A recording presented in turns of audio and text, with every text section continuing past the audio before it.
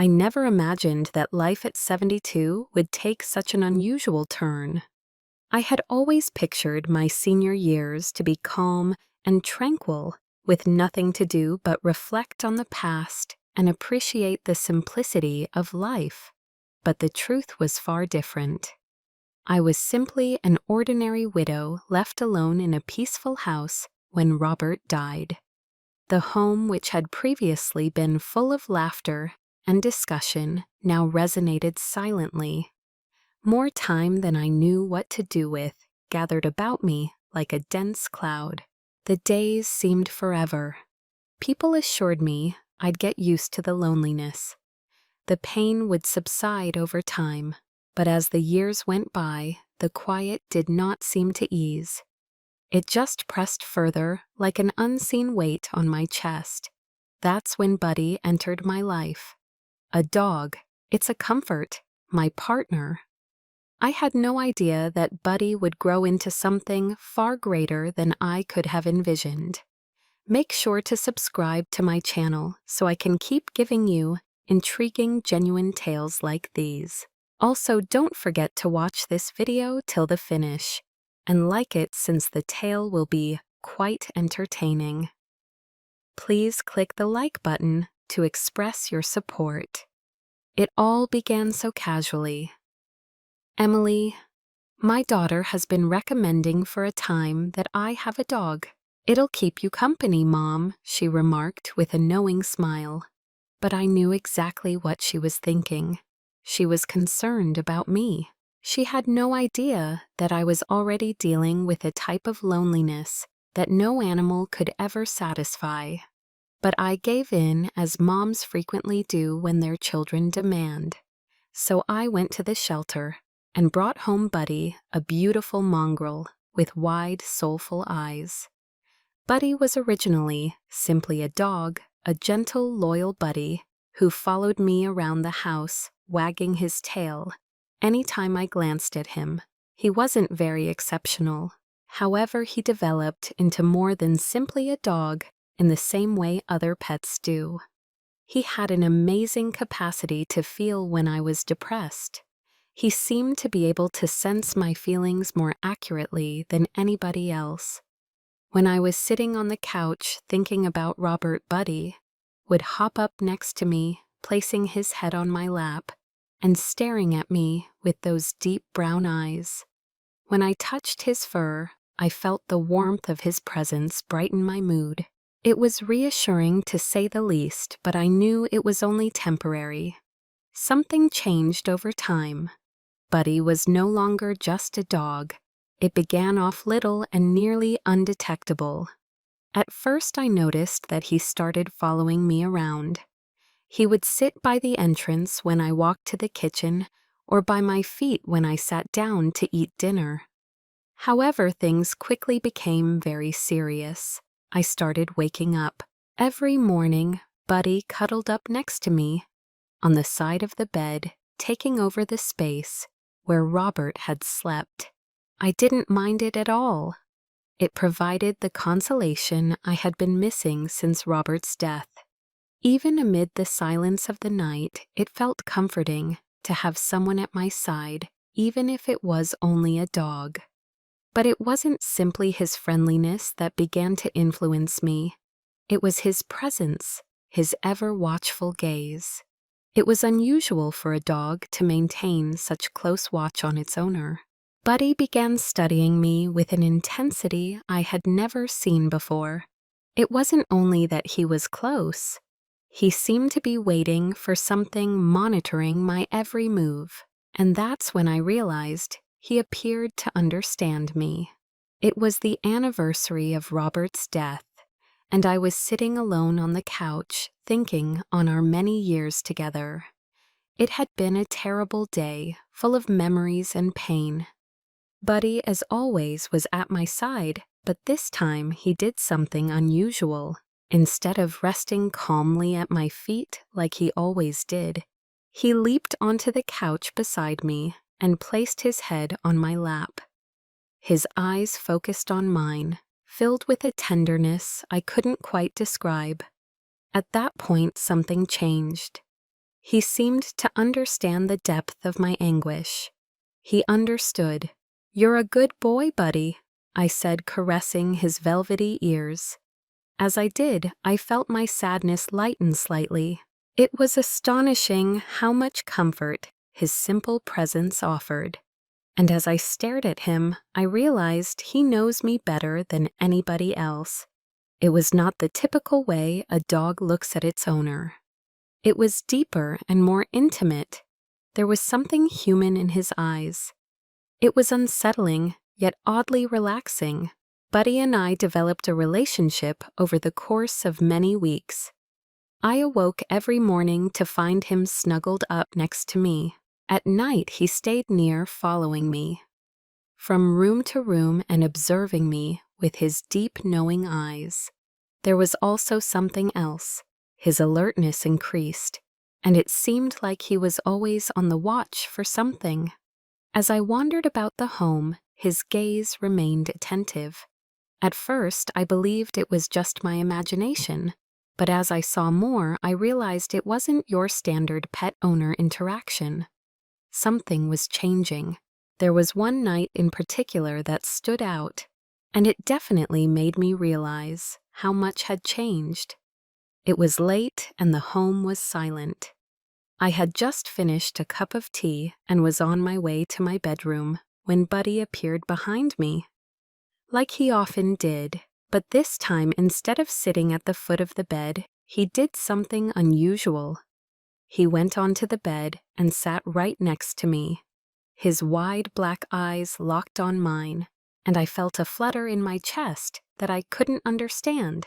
"Buddy, what are you doing?" I inquired, attempting to alleviate the acute tightness I felt. But he did not move. He simply sat and stared at me.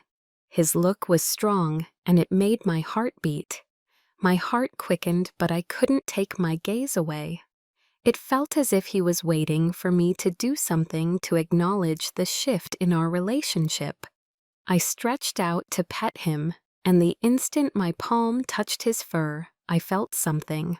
It felt as if a current ran through me, bringing warmth and connection. It was the type of emotion I hadn't had in years since Robert. The revelation struck me hard. My relationship with Buddy had passed a boundary. What began as companionship had evolved into something deeper, which I could not entirely comprehend. I couldn't deny it anymore. Buddy was more than simply my pet. He was becoming my lifeline. Things grew weirder after that night. Buddy grew increasingly connected to me. He began to follow me around, sitting close to me whenever I was nearby. He looked at me with the same intensity, his stare never leaving mine. It wasn't only that he was faithful, it seemed as if he was watching over me and expecting my every action. And as we sat together, his body rubbed up against me, making it seem more intimate than it should. I couldn't understand it, but it was beginning to make me uneasy. I wasn't sure what was going on, but Buddy seemed to have become a permanent presence in my life, from which I couldn't escape. One night I awoke to the moonlight shining through the blinds. As I rolled over, I was astonished to see Buddy lying next to me, his face so close that I could feel his breath. At first, I should have been surprised, but I wasn't. Instead, a peculiar peace came over me. I stretched out to brush my palm against his fur, and he nuzzled closer to me. I should have been astonished. It should have felt wrong. But in that moment, I experienced something I had not felt in years. Peace. I knew. Deep down, I knew it wasn't natural. This was not how a healthy connection with a pet should develop. But I couldn't ignore the impression that Buddy had become more to me than just a dog. I attempted to dismiss the concept, telling myself that I was just lonely and that it was normal to seek comfort wherever I could find it. After all, I was an elderly woman who had lost the love of her life. What was the harm in seeking consolation in a dog's company? However, the sentiments persisted over time. In reality, they just became stronger. Buddy also appeared to sense it. He was always by my side, waiting and watching. He followed me about like we were two parts of the same organism, drawn together by something invisible. It seemed like we were becoming more than simply owners and pets. It was something outside the usual boundaries of camaraderie, something I couldn't articulate. I believe everything culminated one night. I had been restless and unable to sleep, captivated by my increasing devotion to Buddy. I went downstairs thinking that a drink of water would help settle my worries. When I returned to my bedroom, Buddy was already lying on my side of the bed. He didn't move when I approached. He simply gazed at me, his eyes serious and eager, as if he had been anticipating me all along. I crawled into bed, my heart pounding, but once I was comfortable, Buddy came closer to me. His body brushed up against me in an unsettlingly personal way. It seemed as if the distinction between pet and owner had faded, revealing something deeper. Something more disturbing had taken its place. My breath frozen in my throat, but I didn't move him away. I did not want to.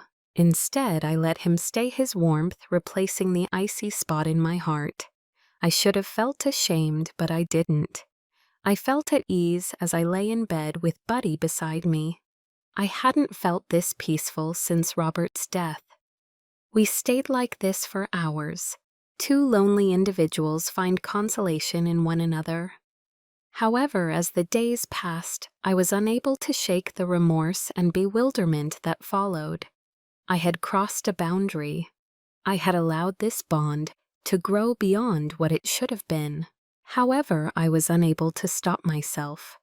Buddy had filled a profound void that I was unaware of. He had become my everything, but deep down I knew it wasn't healthy. I had let my pain and loneliness lead me to seek solace from a dog, rather than the people who genuinely cared about me, my family and friends. I needed to confront the truth. I needed to let go of this attachment before it engulfed me completely. Buddy was a devoted and loving dog, but he wasn't the solution to my loneliness. He couldn't fill the void that Robert had left, so I gradually began to back away. I started spending more time with Emily, and the grandchildren reconnected with old acquaintances and looked for ways to fill my life with activities I used to like. Buddy was still there, of course, constantly at my side, but I made certain to establish limits. I had to tell myself that he was only a dog and not my companion. Looking back, I know how simple it is to let loneliness drive you down unusual pathways and establish bonds that no one else understands. But in the end, personal ties, the love and support of family and friends, are what genuinely make a difference. Buddy will always be a particular part of my life, but I'm learning to accept the world outside of my quiet house once more. I feel at ease as I sit here with Buddy curled up at my feet. Not the type of serenity that comes from avoiding loneliness with weird relationships, but the kind that comes from confronting my emotions and bonding with others. Who matters the most? In the end, it is the love we share with people that genuinely cures us, not the temporary solace of isolation or a dog's undying loyalty. As I matured and shifted my attention, I found myself dealing with increasingly complex emotions. The battle to move on from Robert's death was at times overpowering. I had spent so many years as his wife, so many years committed to our life together, but now I was alone, and it was evident that Buddy had served as a crutch to keep me from dealing with the deeper, more painful elements of my bereavement. I couldn't deny it anymore. This relationship had gone well beyond what was healthy, and while Buddy's affection was undeniable and his presence calming, it was not the type of company that would aid in my healing. It was only a momentary reprieve, a bandage over a wound that required more than simply consolation. It needed to be addressed and healed by the connections I used to rely on connections with people who cared about me, knew the real me, and could guide me through the emotional anguish I had repressed for so long. The remorse that accompanied this understanding was overwhelming. It felt as if I had compromised not just myself but also Robert's memory. How could I allow a puppy to take the place of the love I enjoyed with my late husband? How had my loneliness clouded my judgment and led to such an unhealthy dependency? I was caught between the comfort Buddy offered and the urge to recreate the human ties that had always been the foundation of my existence. But gradually I came to comprehend. I needed to reconnect with the people around me. The first step was to open up to Emily. One afternoon, while we sipped tea, I revealed the truth about how I had been feeling, how Buddy had been a source of emotional support, and how our connection had evolved into so much more than just a pet owner one. "You don't have to go through this alone," Mom Emily replied, listening to me with the sympathy that only a kid can provide. Her comments were precisely what I needed to hear, and while they didn't immediately settle the complex emotions swimming inside of me, they did give me hope. I hoped that I might begin to recover and that I would no longer have to live in solitude, steeped in sadness. One of the most difficult decisions I had to make was to establish limits with Buddy. I had to convince myself every day that he was only a dog. He was my buddy, but he was not a substitute for the love, care, and companionship I enjoyed with others. It took time, but I gradually distanced myself from the toxic emotional relationship I had developed. Buddy remained by my side as he always had, but our bond began to evolve. I began spending more time with Emily, going out to see friends, attending church again, and going for walks in the park, where I would frequently run across neighbors who had become strangers over the years. It was not straightforward at first. Loneliness returned, and I was tempted to revert to my old behaviors, seeking safety in Buddy's warm, soothing presence. But I resisted. I assured myself that I was doing the right thing. I was deciding to live anew, to surround myself with individuals who could provide the support and affection I required. The days progressed into weeks, and I gradually began to feel more connected to the world around me. I joined a book club at my local library, something I had always wanted to do, but never had the time for. Initially, it seemed strange and foreign. The other ladies in the group talked about their children, busy lives, and families. I felt like an outsider, wondering how to approach the talks. But as the weeks progressed, I grew to appreciate the group conversations. We discussed stories, laughed about plot twists, and spoke about characters we could all identify with. It seemed as if I was rediscovering how to relate with others and find delight in common experiences. Buddy remained a constant presence in my life. He had always been present, unshakable in his allegiance. But I had come to see him for what he was: a pet, a source of company, but not a replacement for human connection. I began setting clear limits with him. I no longer allowed him to lie in the same bed with me, a habit I had developed during the darkest days of my mourning. Instead, I let him sleep on his own bed, snuggled up near my feet. It was not easy. There were evenings when I lay awake and I'd feel the emptiness creep in, and I'd miss the warmth of Buddy's body on mine. But I knew I was doing the correct thing. I had to. I needed to restore connections that I had previously taken for granted. I needed to accept that my loneliness had led me to a place I never imagined I'd go. but now I was learning how to live again. One of the major shifts occurred when I started spending more time with my friends. I contacted old acquaintances, folk with whom I had previously been close, but had grown apart over time. It felt strange at first. After all, many of these folks had gone on with their lives, while I stayed in the peaceful seclusion of my own house. However, they greeted me warmly upon my return. We progressively renewed old friendships.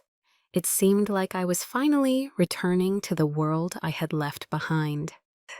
I started to realize something important. While loneliness was difficult, I did not need to escape it by developing unhealthy bonds. The genuine cure for loneliness was human connection, the love and support that only friends and family could offer. I'd spent so many years attempting to fill the gap Robert had left behind, but I now realized that no pet, no companion could ever replace the love of a family. Friendship is the tie formed between two individuals who genuinely care for one another. As I re-entered the world, I saw myself becoming more active. I went for additional walks with Buddy at the park, but I also spent time conversing with neighbors, even folks I hadn't talked to in years. I went out for coffee with Emily and my pals, laughing at old memories while making new ones. I began volunteering at the local community center, assisting people who, like me, had been through bereavement or difficulty. I felt fully alive again when I was giving to others and connected with them. Buddy remained by my side, always a devoted comrade. He was no longer my sole source of consolation, but he was a more positive element of my existence. I could finally enjoy his companionship without relying on him to fill the need inside me. His love was genuine, uncomplicated, and unconditional, which I adored.